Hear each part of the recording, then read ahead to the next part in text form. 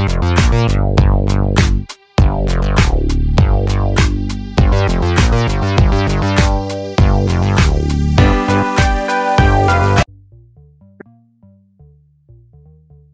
family, it is your boy Optimist Sniper. Bienvenue une fois de plus dans une nouvelle vidéo portant sur comment traiter le modèle tête-épaule. Ok, déjà ce que vous devez savoir c'est que comme modèle graphique, nous avons encore une représentation qu'on va parler dans cette leçon. Il s'agit précisément du tête-épaule, d'accord? Épaule, tête-épaule en fait, c'est comme ça qu'on appelle ça, épaule, tête-épaule. Régulièrement, en anglais, on appelle ça head and shoulder. D'accord. Ok. Le modèle graphique tête-épaule, c'est un modèle graphique d'inversion. D'accord. C'est le plus souvent utilisé dans les tendances haussières. Vous allez régulièrement repérer ça dans les tendances haussières. À la fin d'une tendance haussière. Non seulement il est connu pour ses renversements de tendance, il est aussi connu pour donner des bons signaux, d'accord, lorsque vous réussissez réellement à détecter comment est-ce qu'il se présente dans le marché, d'accord. Dans cette leçon, on va se concentrer sur les renversements de tendance juste et on va laisser tout le reste. Et on va essayer de prendre ça de manière basique. Après, il peut arriver qu'après toutes ces formations, je fais des cours maintenant pour vous montrer des exemples précis, d'accord. Parce que régulièrement, pour vous dire vrai, je n'ai pas trop de temps à préparer ces cours pour aller essayer de regarder des exemples dans les graphiques, d'accord. Donc, ce que je fais, c'est vous donner le cours. Et si on peut voir un exemple à la hâte, là, comme ça, sur le graphique de EURUSD, je vais vous représenter ça. Mais sinon, je vais faire un autre cours particulièrement pour vous montrer plusieurs exemples, d'accord. Ok. Maintenant, parlons de tête-épaule, d'accord, normal, épaule, tête-épaule, normal. Régulièrement, on abrège ça en abrégé, épaule, tête-épaule, normal. Si je veux mettre ça en majuscule, je mets ça en majuscule, épaule, tête, épaule. Le N là, c'est pour normal, d'accord, épaule, tête, épaule, normal. Ok. Le modèle épaule-tête-épaule, c'est également une formation d'inversion de tendance, d'accord. Il est formé de quoi? Il est formé d'un pic, un premier pic qu'on appelle l'épaule, je vais vous montrer tout ça, suivi d'un pic qu'on appelle la tête et ensuite d'un autre pic plus bas qu'on appelle encore épaule, d'accord. Maintenant, si on essaie de matérialiser ça, on va essayer de matérialiser ça là, que je viens de prendre ça, ok. Essayons de matérialiser ça, ça va donner quelque chose comme ceci. On prend une première épaule ici, on prend quelque chose là comme ça, on prend une deuxième épaule ici, une deuxième tête, la tête plutôt, on prend là comme ça et on prend une deuxième épaule là, ok. Voilà le schéma épaule, tête, épaule, d'accord. Ok, ça c'est la ligne de coup. Ça, c'est la ligne de coup, ici, qu'on va mettre là en rouge. Ok, lorsqu'on parle d'épaule, tête, épaule, c'est une configuration comme ça. Voici la première épaule ici. Première épaule. Voici la deuxième épaule, ici. Et voici la tête, ici. Voici la tête. Vous allez voir le marché. Lorsque vous voyez le marché dans ce type de configuration, ça veut dire que ça, c'est un bon signal pour aller à la vente, d'accord. C'est un bon signal pour aller à la vente. Ceci c'est simple, ça se matérialise comment? Ça veut dire juste qu'avec une explication, on a formé un high ici, on est venu, on a formé un low, on est venu encore, on a formé un high, on a cassé ce high ici. Maintenant, on n'arrive plus à former un high plus high que celui-ci, on finit par casser le low précédent, d'accord. C'est simple, c'est ça qu'on appelle épaule, c'est la configuration épaule, tête, épaule, d'accord. C'est relié en reliant les têtes les plus hauts et les bas les plus creux, d'accord. La pente de la ligne ascendante ou de la ligne descendante, en général, lorsque la pente est descendante, le signal produit est faible, d'accord. Maintenant, quand vous voyez ceci comme ça veut simplement dire que quoi? Ça veut dire que une fois que vous aurez la confirmation, si lorsque le prix va venir casser cette zone-ci, ce lot-ci, ça c'est la ligne de coup, d'accord. Une fois que le prix va venir casser cette ligne de coup, vous allez attendre le pullback-ci. C'est là où vous allez entrer, d'accord. Vous allez attendre que le prix revienne dans ce pullback-ci et ici vous allez prendre votre ordre de vente, d'accord. Vous allez prendre votre ordre de vente quelque part ici sur la ligne de cours et vous allez placer votre stop loss soit sur l'une des épaules ici en haut de cette épaule ou en haut de l'épaule si ça va dépendre de vous et de votre risk management. D'accord, ça dépend de vous clairement. Toujours est-il dit qu'il ne doit plus revenir sur ces épaules-là. D'accord. Maintenant, il peut arriver que cette épaule-ci soit plus grande que celle-ci. D'accord. Il n'y a pas de souci. Ça, c'est pas important. Ça ne va pas être très, très parfait. D'accord. Il peut arriver que celle-ci plutôt, l'épaule-ci est plutôt plus grande que celui-ci. D'accord. C'est pourquoi vous avez vu, je n'ai pas mis ça pareil. D'accord. Avec la même longueur, avec la même hauteur. Parce que vous allez aller chercher ça dans le marché alors que ça n'existe pas. D'accord. Ça ne sera jamais parfait. Ici, là, c'est de représenter le scénario. Il faut juste détecter le scénario d'un high après un high plus high et un high moins high que l'ancien high précédent et une cassure par la suite, d'accord? Parce que c'est après cette cassure ici qu'on a la confirmation.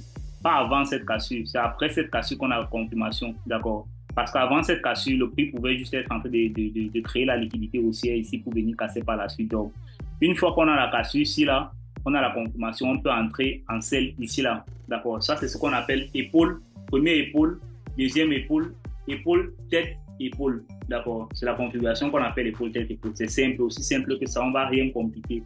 D'accord. Ça, c'est la ligne de coup. C'est cette ligne qu'on va attendre la cassure.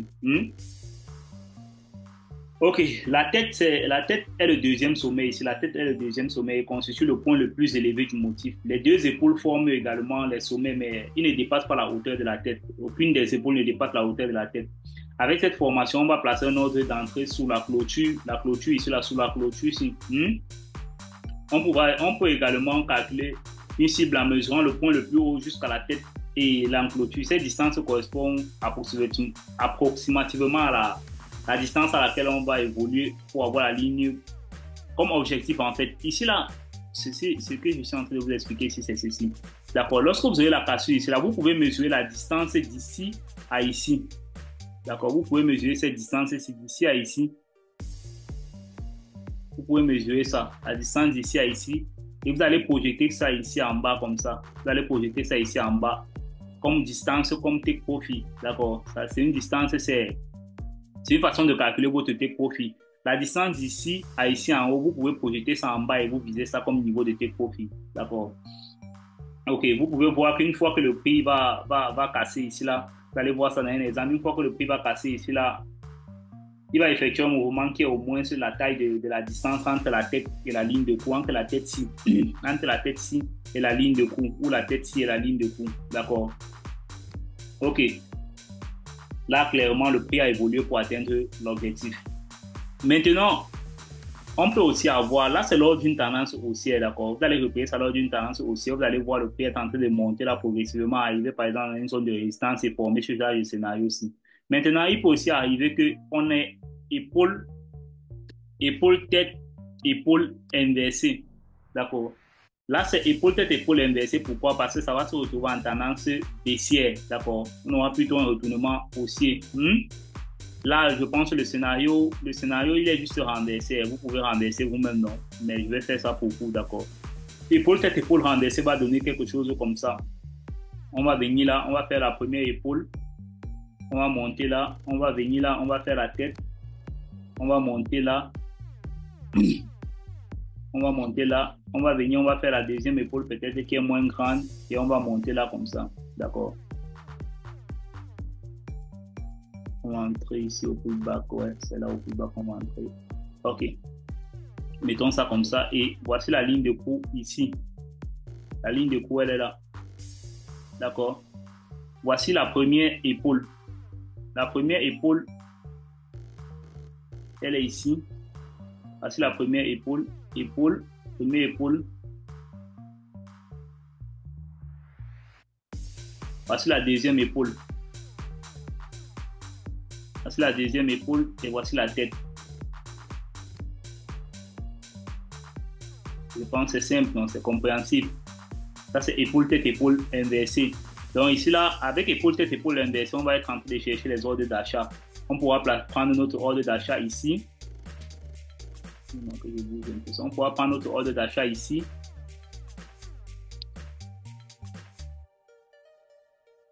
Et viser la liquidité du haut aussi. D'accord.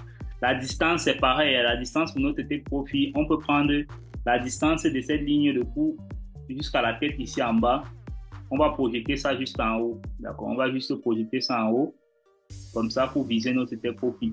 D'accord? Je pense que c'est aussi simple que ça. Pour l'épaule, tête-épaule, c'est aussi simple que ça. Maintenant, vous allez chercher vous-même les exemples. Le nom parle de lui-même. Quand on parle d'épaule, tête-épaule inversée, il s'agit en fait d'une formation de tête-épaule, sauf que cette fois, ça va être à l'envers, d'accord? Dans une tendance baissière plutôt. Donc, une première épaule va se former. Ensuite, une deuxième, la tête va se former. La tête est plus basse que la première épaule. Et la deuxième épaule va se former plus basse que la tête, d'accord? Les formations vont se matérialiser pendant une tendance baissière. Ici, vous pouvez voir qu'il s'agit simplement d'un modèle de tête-épaule, mais inversé. C'est très clair, non? Avec cette formation, on va placer un ordre d'entrée d'achat ici, là, à la ligne de cou, puis on va prendre la distance entre la ligne de cou et la tête, et on va projeter ça à l'envers, d'accord, pour notre T-profil. C'est clair, non? Voilà. Vous allez voir par la suite que le prix va dégager, il va aller atteindre l'objectif. Si votre objectif n'est pas atteint, alors il faut être juste un peu patient, il va être atteint. Cependant, il existe des techniques de gestion des transactions qui vont vous permettre de verrouiller une partie de vos bénéfices tout en gardant votre transaction ouverte. Et là, on appelle ça la prise de profit partiel. Si le prix va continuer à évoluer dans votre sens, ou s'il ne va pas continuer, vous aurez déjà sauvegarder une petite partie. D'accord? On va apprendre davantage sur ce genre de gestion de risque avec le temps. Ce n'est pas encore important. Là, dans ce cours, on voulait parler clairement de comment repérer les modèles épaule-tête-épaule. Vous avez vu le scénario du modèle épaule-tête-épaule, non? C'est juste un modèle. Si on veut prendre ça avec la distribution du marché, la distribution du prix dans une tendance haussière, le prix doit créer des hauts de plus en plus hauts au fur et à mesure, d'accord? Vous voyez ici, on crée un high. On vient ici, on crée un high encore, un high plus high que le high précédent.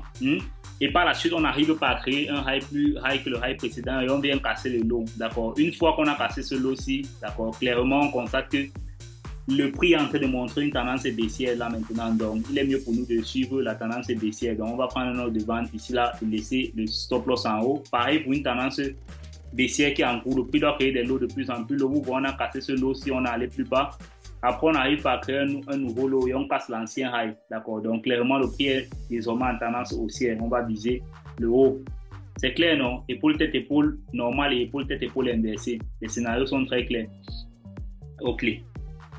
Là, vous allez voir, si on veut chercher ça ici, je ne sais pas si on peut avoir ça rapidement ici. Quelque chose comme épaule, tête, épaule ici.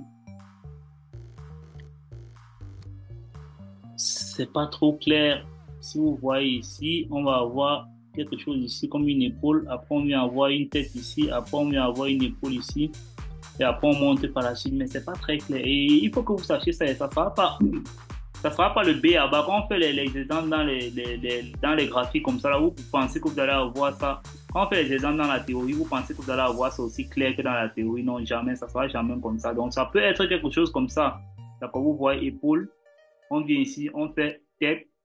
Vous voyez ici, on vient, on fait deuxième épaule. Vous voyez, si à la cassure d'ici là, vous avez mis une ligne de coup ici là, excusez-moi, je vous mets ça là comme ça. Si vous avez mis par exemple une ligne de coup ici là et attendre que le prix venait casser ça, vous avez vu que une fois que le prix aurait cassé ici là, vous avez pris un ordre de buy. Vous avez pris quelque chose comme ça là, un ordre de buy ici. D'accord. Et vous aurez visé le haut là. Vous voyez par la suite, ici, le prix devait venir vous TP. Vous voyez, non? Mais il faut savoir repérer ce que vous recherchez. Ça ne sera jamais aussi parfait que dans la théorie. D'accord? Jamais. Si ne vous attendez même pas à ça. Ok, là, c'est un épaule en tendance baissière. Si on essaie de regarder en tendance aussi, si on essaie de regarder en tendance baissière, ça ne sera jamais parfait. Jamais. Là, vraiment, c'est très vague. C'est très vague. Ce que je vais prendre comme exemple, c'est très vague. Et peut-être, c'est très vague. C'est très vague. Si on prend là, épaule, c'est très vague. Ça donne vraiment pas quelque chose de très sensé pour moi, selon moi. Ouais, quelque chose comme ça. Épaule, première épaule, tête, épaule, ouais. ligne de cours, on casse et on entre en vente. Voilà encore un exemple ici. D'accord. Voilà, ligne de cours, il devait être quelque part ici, là, comme ça. D'accord. Et on essaye d'entrer en short là. Une fois qu'on a passé, on met le stop loss en haut là et on essaye de voir si on pouvait être en train de prendre l'objectif d'ici. On prend d'ici à ici. Donc quelque chose comme 67 pips. Vous voyez quelque part ici là, on devait avoir aussi quand même quelque chose comme un TP. Vous devez apprendre un profit partiel. Donc c'est un peu ça. Hein. Là, vous allez maintenant aller chercher ça vous-même dans vos propres exemples. Vous allez backtester ça dans vos graphiques. Maintenant, une fois que j'aurai à faire le cours sur tous ces exemples, je peux penser à vous donner des exemples précis dans les graphiques. D'accord. Là, pour cette leçon, je pense que c'est très clair. Vous pouvez laisser si vous avez des questions en commentaire. Je vais répondre à vos questions. Pour ceux qui n'ont pas de questions, c'est bon. Et toi, je suis un mentor, Optimism Sniper.